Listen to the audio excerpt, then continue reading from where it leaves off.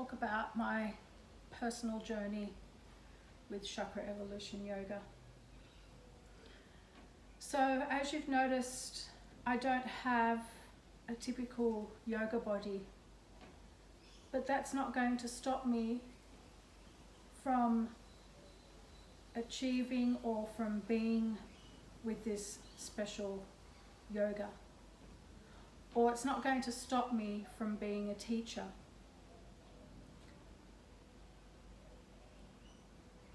Our instructor, Colette Una Kokoran,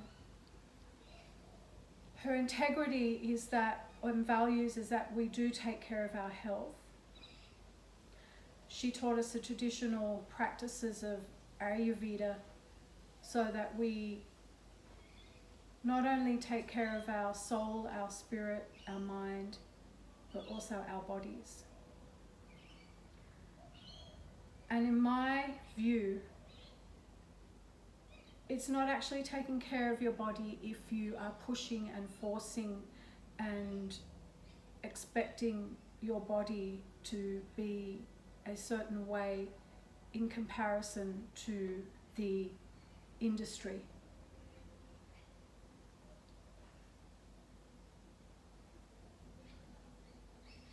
Now that's not to say that I haven't lost weight, I have. But I was invited into this yoga to show up as I am. And to feel through realization of the components in me that were challenging. So Colette had a lot of trust in me to be able to hold space for others, but she also put us through a rigorous training program, as well as being there for us constantly, making sure that we do hold a space when we are teaching that is with integrity, and that we have practiced the yoga asanas ourselves. So my personal journey is that I suffered from post-traumatic stress disorder, and it exacerbated later on in my life. I'm 50 now. And I found that Chakra Evolution Yoga helped me to ground in my body and nurture my nervous system back to its capacity to feel like it is managed in a beautiful way. And the reason why Chakra Evolution Yoga did this for me is because it was very gentle. So one part of this yoga is that we wear comfortable clothing that doesn't constrict us.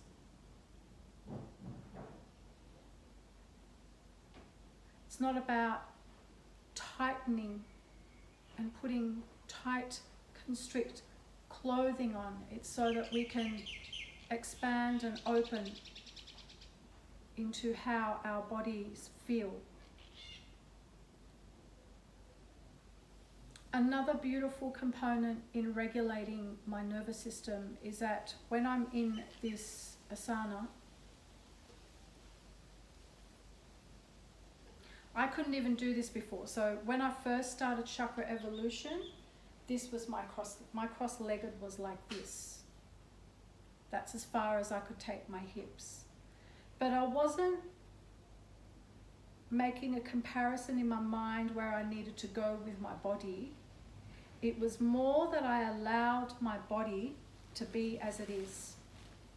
So I will place beautiful cushioning around me to support my nervous system so that my body could learn to feel safe within myself.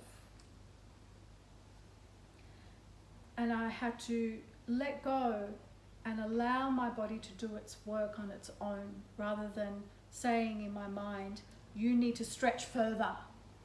You need to stretch further. Push, push, push. That creates a place in your nervous system that locks and holds, and it affects the joints, and you don't strengthen the little muscles between the joints, and injuries occur. Patience and surrender were two very big components in this yoga. So it's very gentle, placing the cushions around, making sure I felt secure and safe.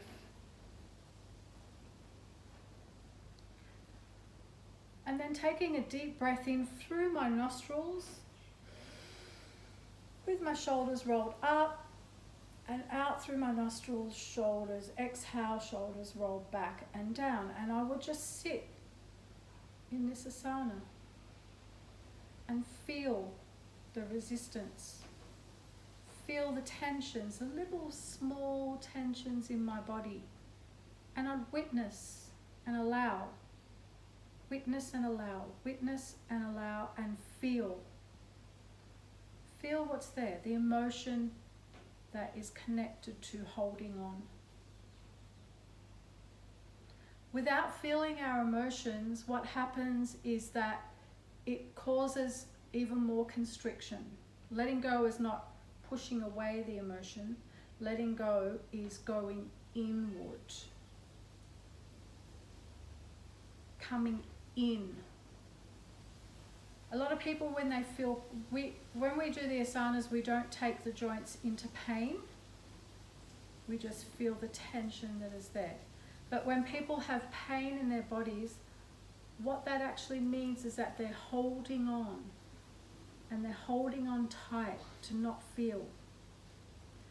So most people want to get rid of the pain and push it away, and want to turn away from it in denial and try to fix it, when in actual fact the healing is about going into the pain, witnessing it through the consciousness with God, witnessing it through your heart with compassion. Hello, pain. Thank you for being here. I acknowledge you. I witness you. What are you feeling? What have I neglected in you? And then a dialogue starts to begin. And sometimes the pain will tell you to fuck off because you haven't listened or witnessed or felt for a long time. But consistency, the pain will start to speak to you because it's starting to feel that you're showing up for your pain. You're not neglecting it or turning it away in busyness or work or jobs that you don't enjoy, in relationships that are dysfunctional, in abusive relationships. You're neglecting yourself. So witness and allow the pain to be held with compassion and love. And feeling the emotion underneath the pain.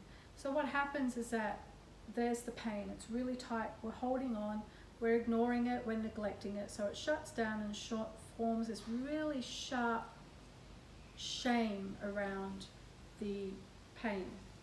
And when we're witnessing and watching it with love, it starts to unravel and it starts to unlock and it starts to show itself to you, and the ways that you have ignored it or the things that you've done to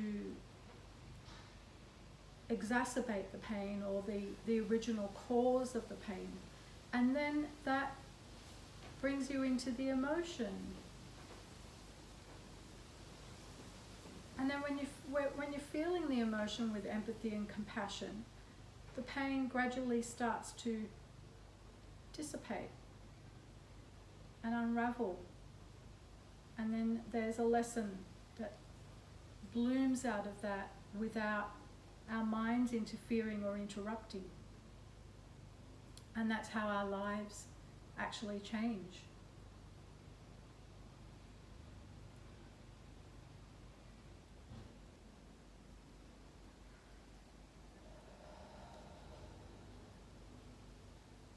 A lot of women in the yoga industry have shame around their body image.